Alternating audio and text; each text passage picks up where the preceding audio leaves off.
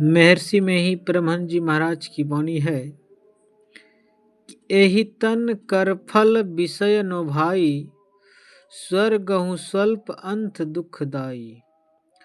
नर्तन पाई विषय मन देही, पलट सुधा तो ते सठ विष लेही। दोस्तों, वीडियो अच्छा लगे तो जरूर सब्सक्राइब करें। ये हमारे गुरु महाराज की वाणी है। हमारे गुरु महाराज एक बार रास्ते में जाते जाते पंजवारा स्टेशन पहुँचे। पंजवारा बाजार के कुछ सज्जनों ने कहा, कुछ सुनाइए। मैंने कहा, समय नहीं है। अर्थात गुरु जी ने कहा, थोड़े में सब कुछ सुन लो। राम राजा सकल प्रजा। राम व्यक्त रूप में इस धरातल पर नहीं है, किंतु वे अव्यक्त रूप में है ही।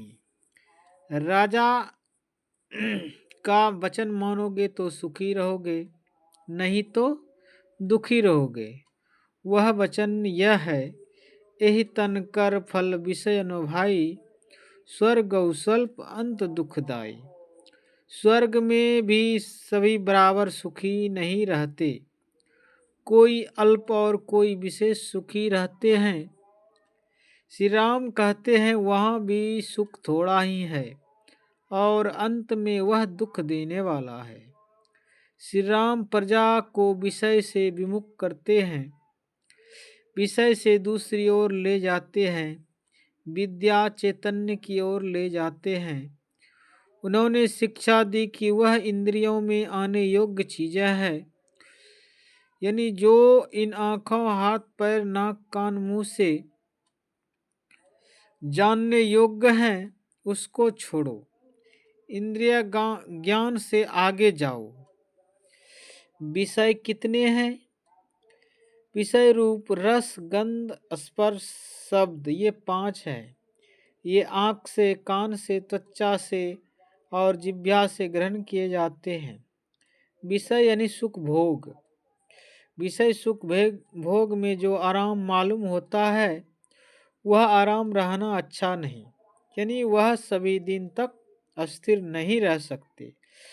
स्वर्ग बहिष्ठ में भी बेचैनी लगी रहती है। यही श्री राम वहाँ भी कहते हैं कि लड़ाइयाँ होती है वहाँ और यहाँ में यही अंतर है कि वहाँ भोग विलास की सामग्री अधिक है।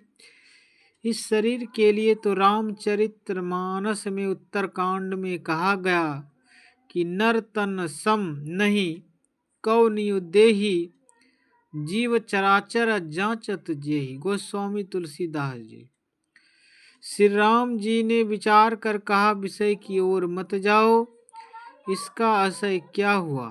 निर्विषय की ओर जाओ।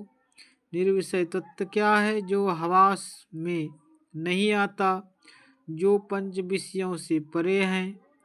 उस ओर चलने के लिए श्री राम उपदेश देते हैं। इंद्रियों की पकड़ में जो आवे वह माया है।